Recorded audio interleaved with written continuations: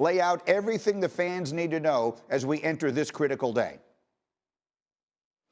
Greeny, my colleagues Adam Rittenberg and Tom Van Haren reported yesterday that Michigan sent information to the Big Ten saying that Ohio State and Rutgers essentially colluded against them in last year's Big Ten championship game because Ohio State, they alleged, helped Purdue with offensive signs from Michigan, and Rutgers helped Purdue by giving them defensive signs. It's unclear if that violated the Big Ten sportsmanship policy or any NCAA rules, but Michigan presented that to the Big Ten, which in turn said it would share it with the NCAA. The bottom line is this: what happened yesterday in that news story is not expected to impact a punishment on Jim Harbaugh. He is still expected to be suspended by the Big Ten and Big Ten Commissioner Tony Petitti, possibly as soon as tomorrow. Okay, and so let's talk about what the parameters of that are. When we spoke yesterday, I came away with the impression that the expectation was 2 games as a suspension, but you were telling us this morning it is possible that it could be more than that. What do we know? So the Big Ten is allowed to standard policy up to 2-game suspension and $10,000 fine. Tony Petitti can certainly do more than that. He needs permission from an executive board. My colleague Adam Rittenberg has sources telling him that it could be more than 2 games and that the approval from the board, which contains members from the Big Ten's officials, that this could happen and it could be a rubber stamp. Now, remember, Michigan is going into its most important stretch of the season. They've got Penn State. They end the regular season against Ohio State. Sandwiched in between that is a trip here to Maryland. So this is Michigan's season-defining stretch with or without Jim Harbaugh. In the Big Ten sportsmanship policy, it says that they have to act as expeditiously as possible once they have Michigan's side of the story, Greeny.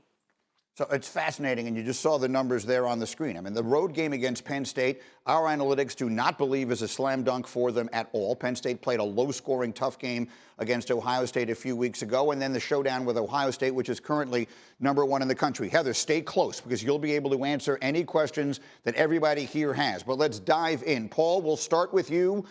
This has taken so many turns since you and I started talking about it about 3 weeks ago. As we prepare to hear what Jim Harbaugh's fate is for the moment, what is your perspective on it as we sit?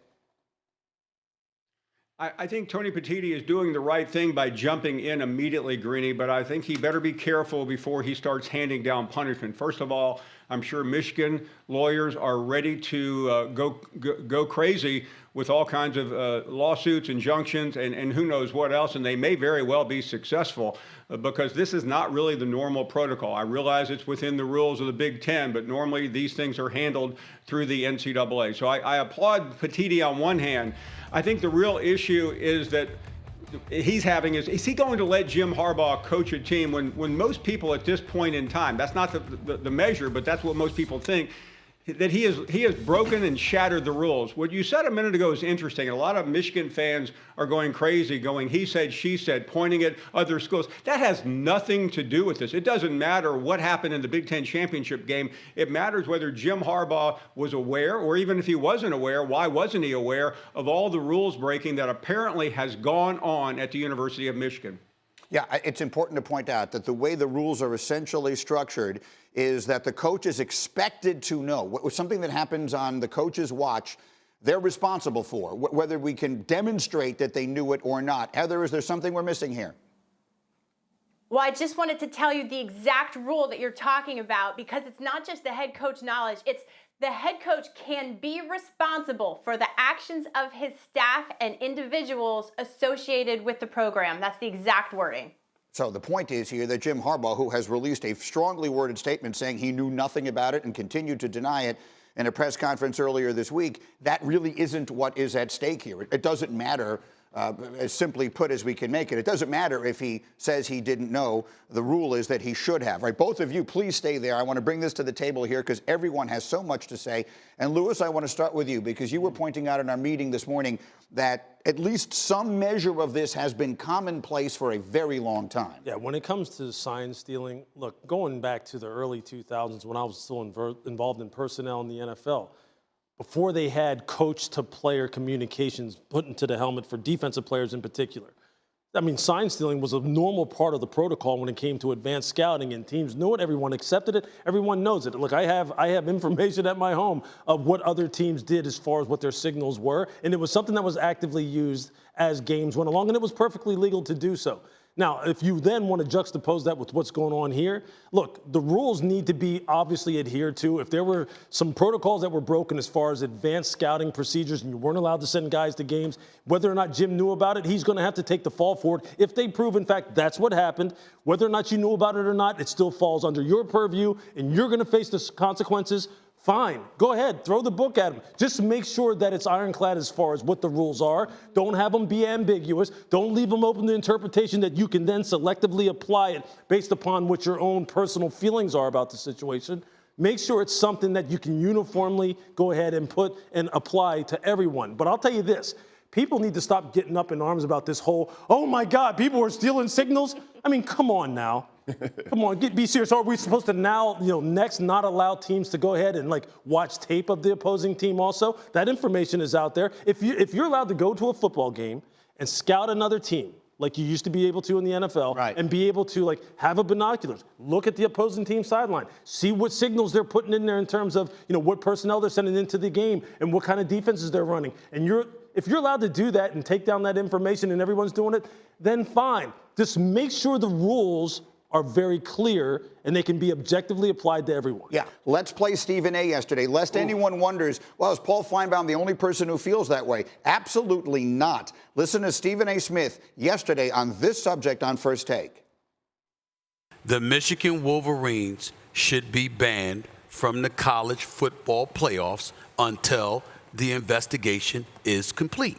You do not get to go to the college football playoff and rob potentially another institution from getting one of those Final Four spots. If it is open, the possibility is open that you may have cheated to get your way there. I got a lot of heads shaking here. Why do we have an issue with that? Okay, so let's fast forward to next season. We get 3 games away from it. Let's bring a case. Let's bring allegations. Let's do it again. Suspend them. They can't play in it again, bro. We're gonna go do he may be completely guilty. Talking about Jim Harbaugh, but to Neek's point, what I said earlier in the first hour, you have got to go through the process. You can't just let this thing wing it. Because let me tell you something. There are haters, whether you believe it or not. Yeah. There are people out there who would want to sabotage a program. I understand Jim Harbaugh is not a well-liked individual or might not be well-liked throughout the league, right? But your school could potentially face the exact same thing. You better be careful when you start treading in, hey, I want justice immediately without everything going through this. It is a slippery slope with what we're talking about. Is when you are at a leadership position, oftentimes you are making decisions that do the least amount of harm. So where Stephen A. is coming from, I understand, because right there you're trying to protect the other players in other schools who may have played fairly. You say you don't want them to be put out of the playoffs because someone else cheated. But you have to understand that the amount of harm that you are doing in the long term process is worse than the amount of harm that you are preventing by allowing way too easy for that. I think the word Stephen mentioned was possibility. Yeah. And just that, before we even have due process, I think is a slippery slope. Very quickly, I'm making an executive decision. Julian Goldstick, our producer, just anything else we were doing, forget it. I'm staying on this now until we get to the end of it, because this is just too important. Paul, I think the way people envision this right now, to make Jeff's point and Dominique's point, is that this was a few other schools in the Big Ten, with pitchforks, in the town, racing into the castle. Is that basically what we're looking at? Because that is something that could happen in the ACC. It could happen in the SEC. It could happen anywhere if we allow this to happen without due process.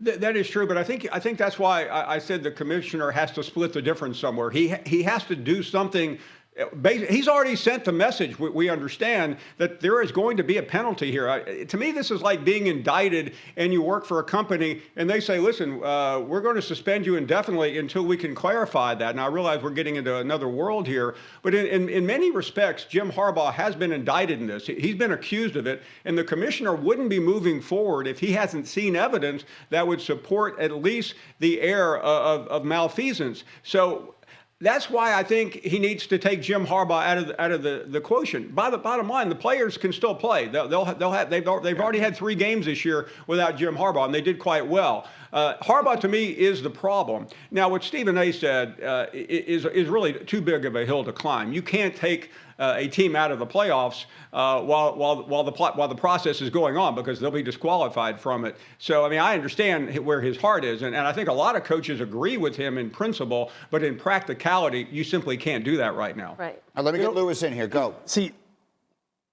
people better be real careful about how far down this hole you want to go.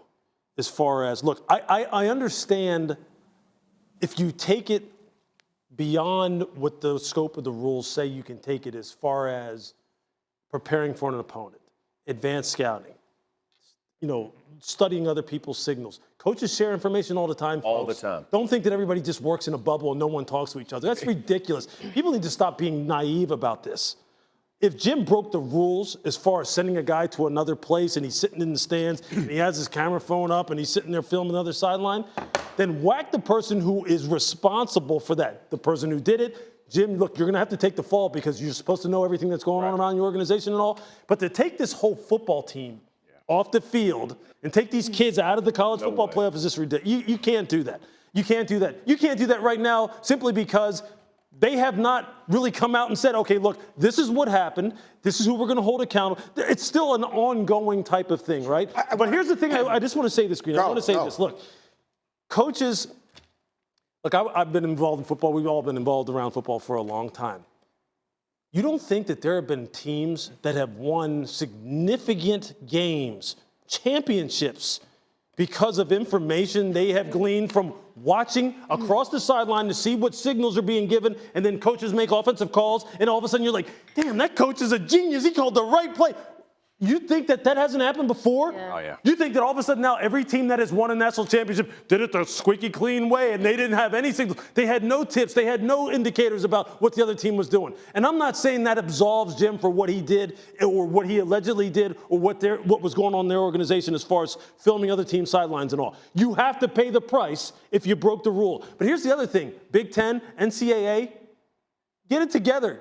Tighten up these rules. Make it very objective. You cross this line, this is what's going to happen to you. Right. Okay? Don't have it be so, just so like open to interpretation to where all of a sudden now the person who is levying the punishment has all this leeway to go, hey, you know what? I'm going to suspend you. I'm not going to suspend you. Yeah. I don't think I like you, so I'm going to hit you. You can't have it like that. And that's what it seems like right now. People are just kind of grasping. We've lived in this world. Yeah. Why did you just say it reminds you of your union days? Oh, no, I mean, it's league punishment is something that I think in my time as leadership at the union was something that I think we dropped the ball on. And it's because there was a stretch of a period of time where there were a number of arrests. And we as players were offended by the amount of arrests. So prior to that, we were in a world where it was like you wait till some sort of conviction before a player could be penalized. And we were all upset by it also. So we were like, cool. Actually, we don't need to wait for that. These guys are out of control. Let's do something about that. And we thought these extraordinary times caused for us to allow for this extraordinary situation. We did that then, and we have never gotten the power back since then. And we have gotten to situations where guys have been punished for things way prematurely and inconsistently.